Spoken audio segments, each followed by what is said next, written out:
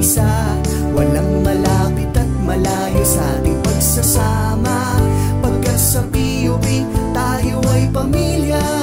Paskong Sinta, naririnig mo ba ang himig ng pagpapatuloy at pag-asa?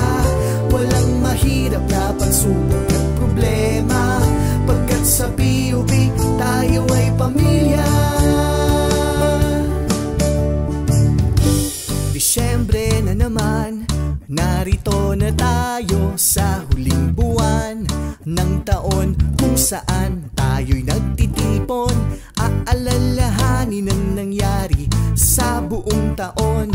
Mga hamong sinong di makakalimot, marami sa atin ang nalumo at natakot.